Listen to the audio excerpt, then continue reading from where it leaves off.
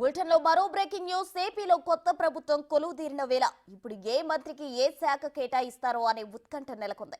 శాఖల కేటాయింపై చంద్రబాబు ఇప్పటికే కసరత్తు దాదాపు పూర్తి చేసినట్లు తెలుస్తోంది. కొత్త కేబినెట్ లో చంద్రబాబుతో పాటు మొత్తం 25 మంది ఉన్నారు.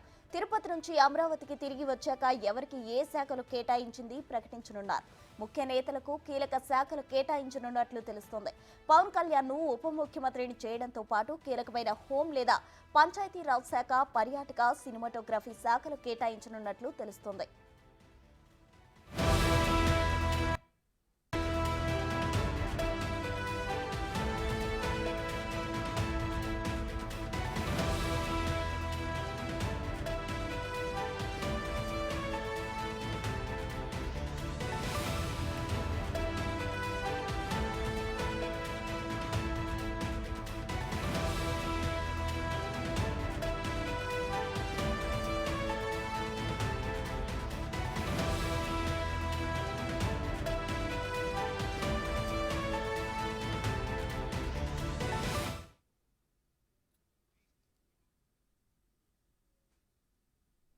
మరిన్ని వివరాలు మా ప్రతినిధి శివ లైవ్ లో అందిస్తారు. శివ, చెప్పండి. అయితే ఏపీ కేబినెట్ లో తిరుమల నుంచి తిరిగి వచ్చాక ఏ మంత్రికి ఏ ఏ శాఖలు అప్పగించే ఛాన్స్ ఉందంటారు చంద్రబాబు?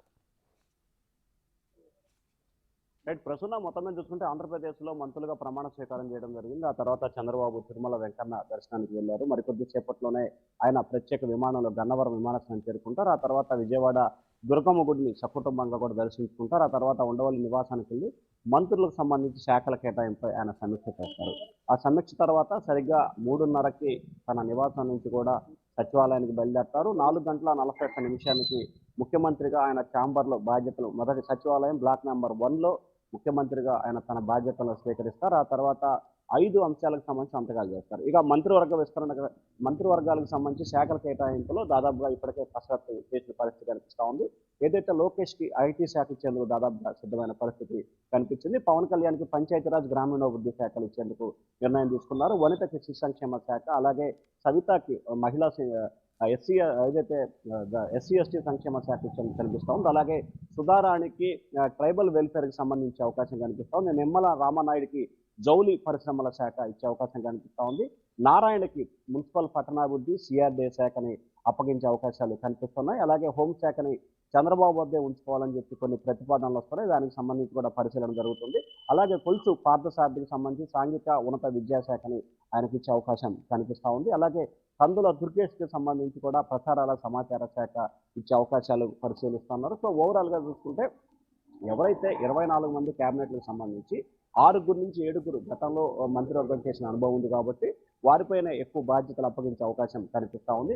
ఆనం రామారెడ్డికి దాదాపుగా ఏదైతే ఆర్థిక శాఖ ఇచ్చే అవకాశాలు కనిపిస్తున్నాయి, అతని పేరు కానీ పయ్యావుల కేశవ్ కానీ చర్చకు వస్తూ ఉంది. ఒకవేళ ఆనం రామారెడ్డికి కనుక ఆర్థిక శాఖ ఇస్తే పయ్యావుల కేశవ్కి రెవెన్యూ కానీ నీటిపారుదల శాఖ కానీ ఇచ్చే అవకాశం కనిపిస్తూ ఉంది. నాదెండ్ల మనోహర్కి కూడా కీలక శాఖలు ఇవ్వాలని చెప్పి కూడా ఆశిస్తున్నట్టు తెలుస్తోంది. ఓవరాల్గా చూసుకుంటే పవన్ కళ్యాణ్కి సంబంధించి జనసేన నుంచి 3 పోర్ట్ఫోలియోలు మంచియే కావాలని చెప్పి వారు డిమాండ్ చేస్తున్నట్టు తెలుస్తూ ఉంది. దాంట్లో పంచాయతీరాజ్ గ్రామీణాభివృద్ధి శాఖని పవన్ కళ్యాణ్ కోరుతా ఉన్నారు. అలాగే నీటిపారుదల శాఖ కానీ లేకపోతే రెవెన్యూ కానీ నాదెండ్ల మనోహర్కి ఇవ్వాలని చెప్పి కోరుతా ఉన్నారు. దుర్గేష్కి సంబంధించి దేవాదాయ ధర్మాదాయ శాఖ మంత్రి ఇచ్చే అవకాశాలు అయితే కనిపిస్తుంది. సో ఓవరాల్గా చూసుకుంటే క్యాబినెట్లో 24 మందికి సంబంధించి మొత్తం 46 కీలకమైన శాఖలను, ఈ శాఖలకు సంబంధించి ఒక్కొక్కరికి 1, 2, 3 శాఖలు కూడా కేటాయించేందుకు చంద్రబాబు ఇప్పటికే కసరత్తు చేశారు.